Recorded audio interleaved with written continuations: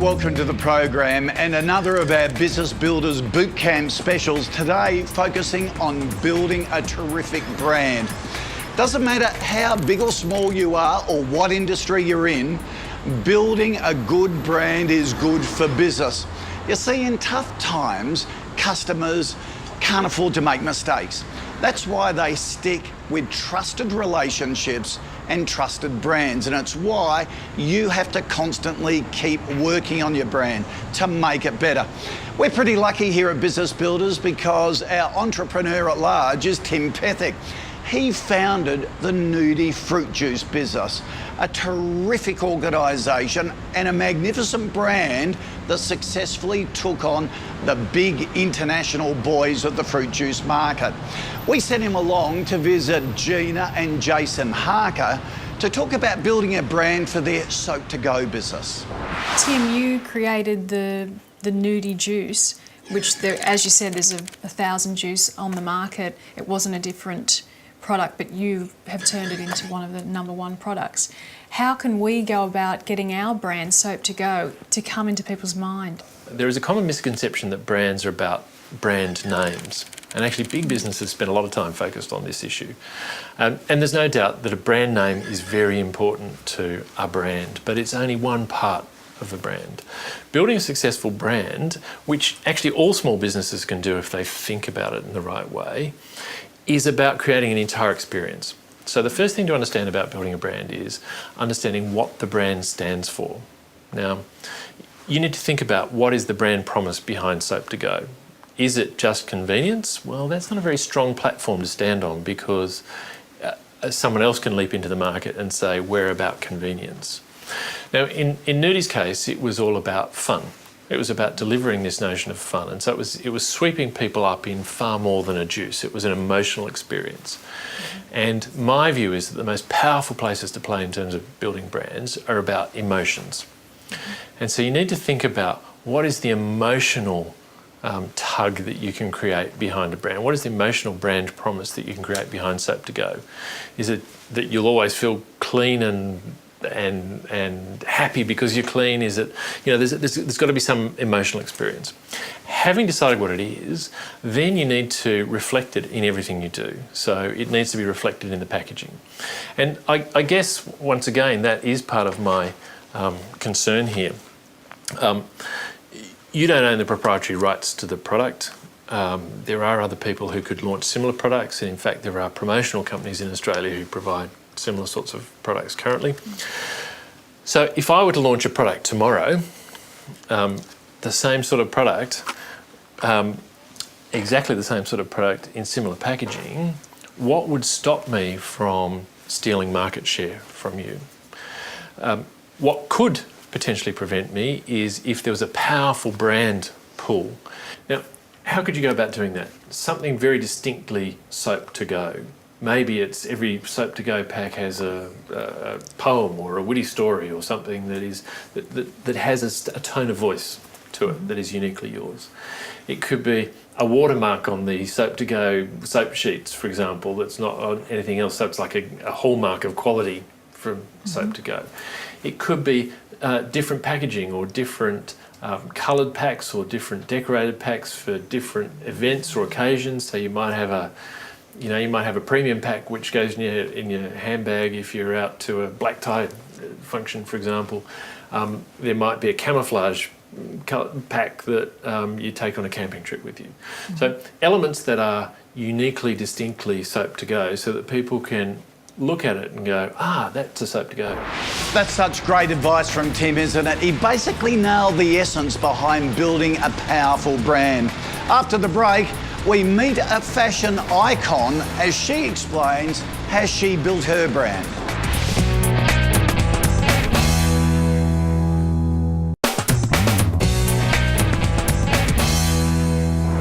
This business building block is brought to you by Yellow Pages. As the new year starts to ramp up, it's important for business owners to take the time to review their website, or in some cases actually have one created. Here are my top 5 tips for your website. First, make sure your business contact details are displayed prominently on the homepage. Don't make it hard for your customers to find you. Next, to help customers find your business on Google, label all of the photos, videos and pages of your website and use keywords that clearly describe what your business does. Online video is another great way to tell your customers about your business, and these days it's very affordable. And if you're on social sites like Facebook or Twitter, make sure your website links to those social pages so you can easily update your customers about special offers and new products. And always track your return on investment. Set goals and measure how your website is performing. It's important that you know what bang you're getting for your buck. If your business is in need of a website or is looking at ways to drive potential customers to it, visit yellowadvertising.com.au to find out more. One of the most iconic and distinctive fashion brands is Camilla. Founder Camilla Franks has built a wonderful fashion house based on her caftans and beachwear. Oprah even wore it during her recent Australian visit. Now, Camilla very kindly agreed to visit Stephanie Reeve from the Annex Concept Store to talk to her about how to build a brand image. And so obviously with the brand that I'm wanting to build, you've created a very strong, quite powerful brand image. How did you go about that? I think it's different mediums. So, obviously, I've got a publicist that does a lot of product placement and a lot of profiling. But we created a story at the beginning of how we wanted to be branded and the story behind the label, and the journey that it's gone on and the philosophy behind the label. So I think the important thing for me was, really knowing who my target audience was, how I wanted to make them feel. So the philosophy, we wanted every woman to feel beautiful, no matter what age, shape or size.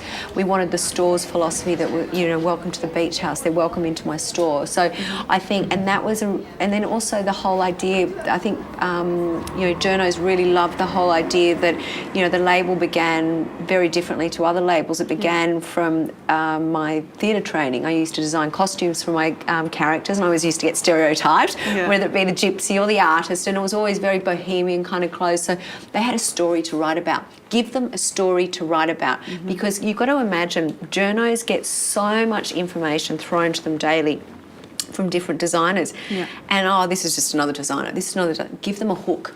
What makes you different to other labels out there? So you've really got to start brainstorming and writing your philosophies down and coming up with your concept boards to really give them a hook, to, so they write about you, not the other menswear line that's just been launched. They write about you. So I think good PR company.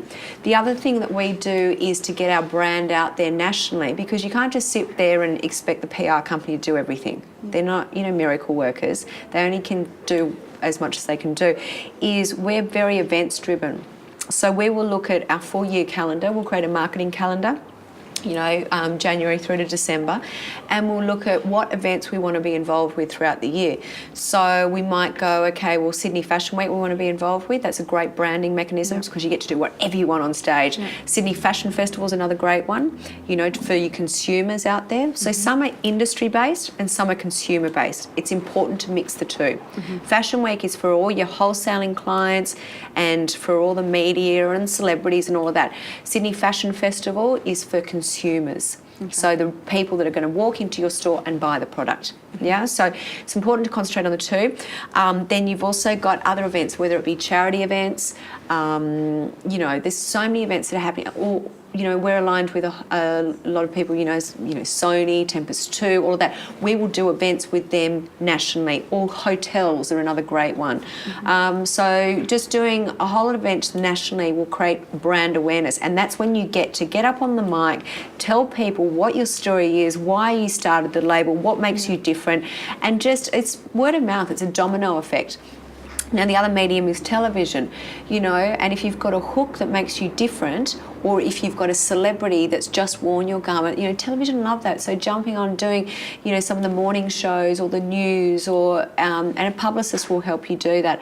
So you've got your events, you've got your PR company with product placement and profiling to the different magazines, and you've got your television, and there's sort of three, and your celebrity placements.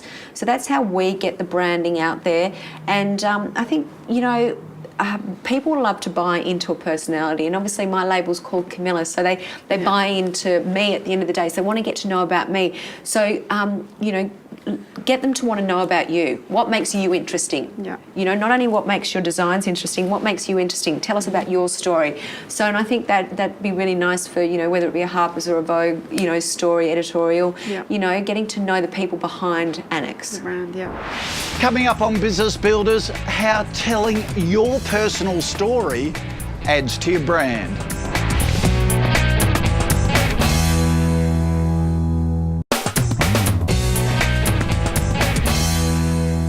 I think your story is critically important to it because people want to be involved with small businesses. For a start, there's a big distinction, there's a bifurcation in people's minds between big business and small business.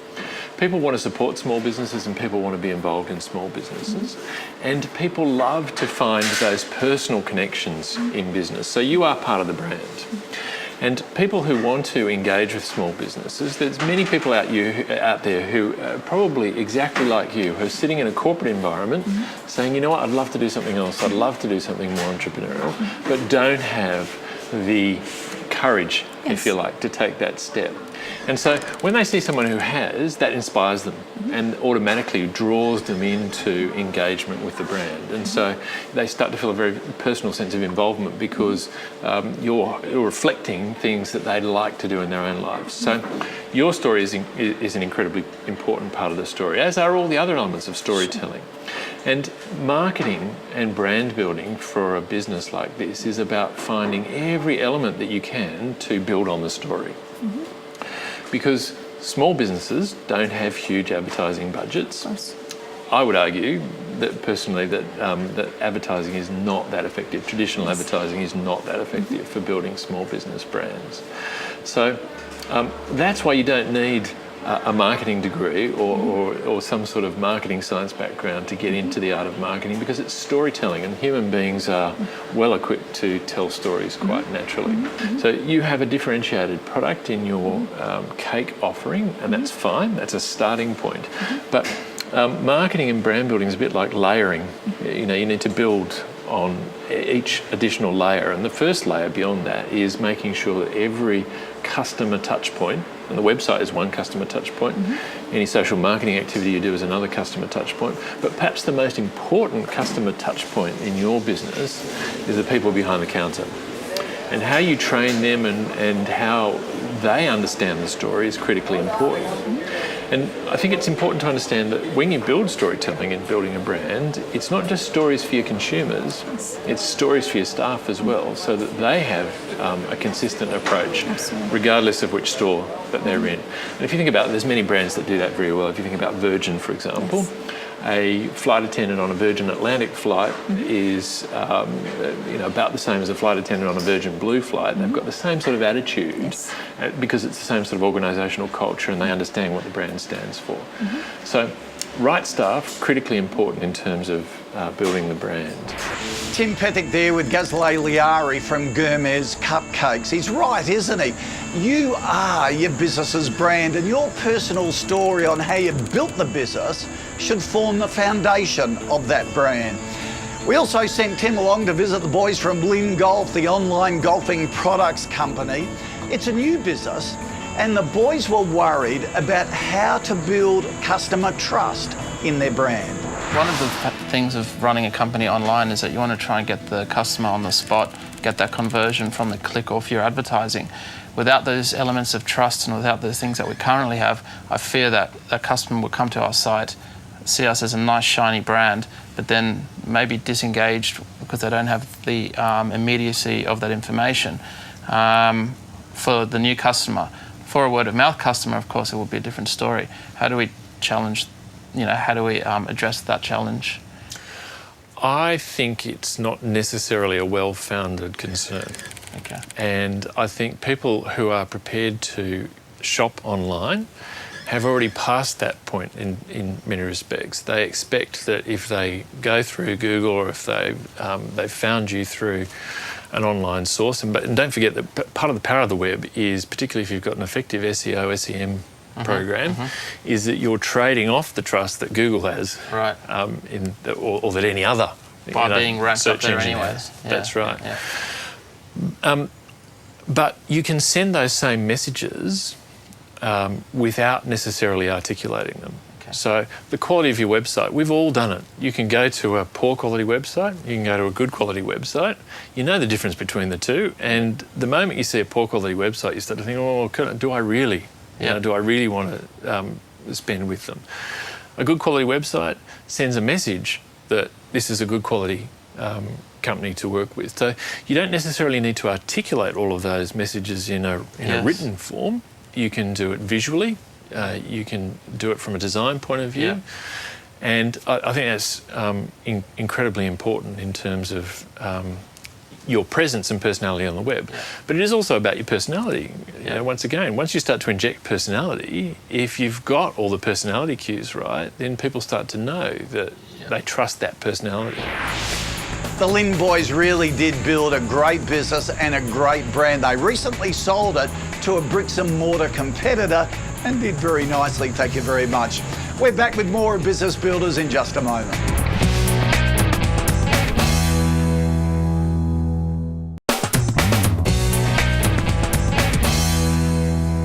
This Business in the Spotlight is brought to you by Yellow Pages. Look, Simon, for every small business, it's not a matter of if businesses get online, but when. But they're so daunted about getting started. How do you get started with a digital presence? The best starting point is to have a very strong website. What you need to do is think about your website as being your online shop front, and that's where you're engaging your customers first and foremost.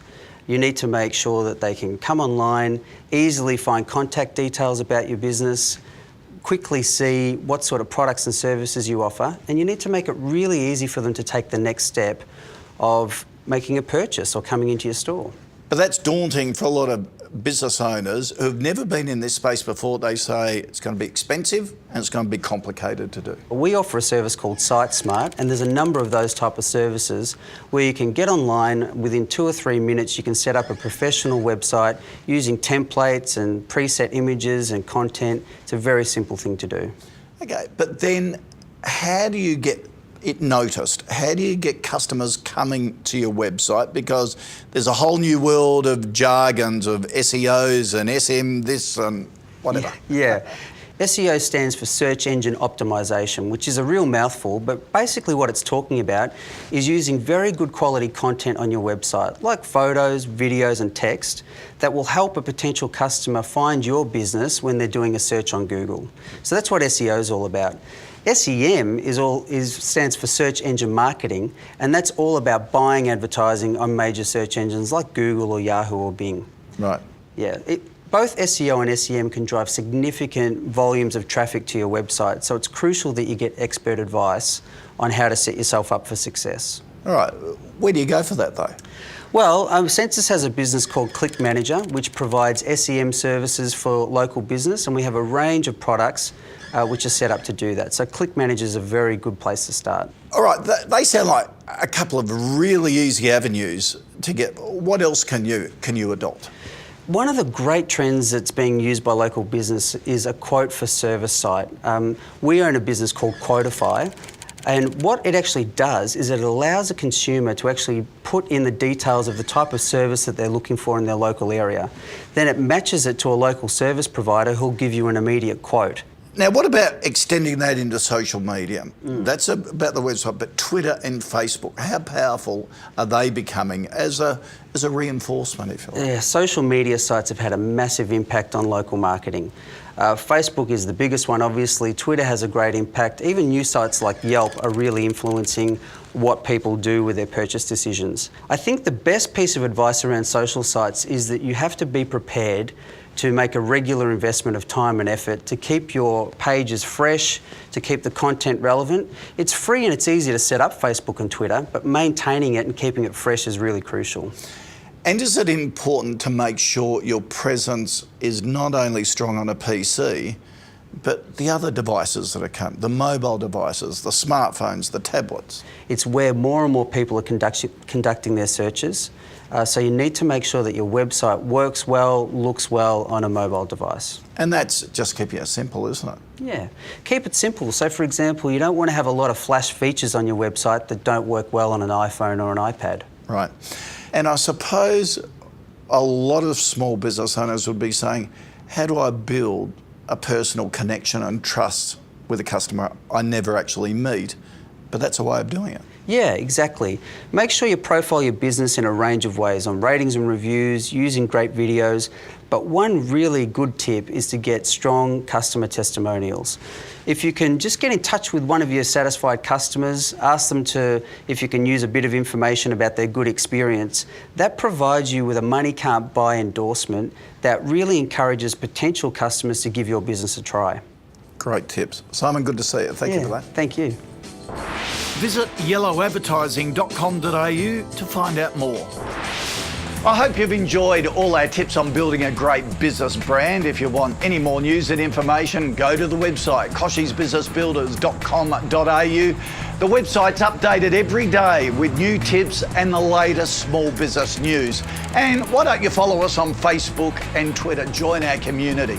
I'll see you next time.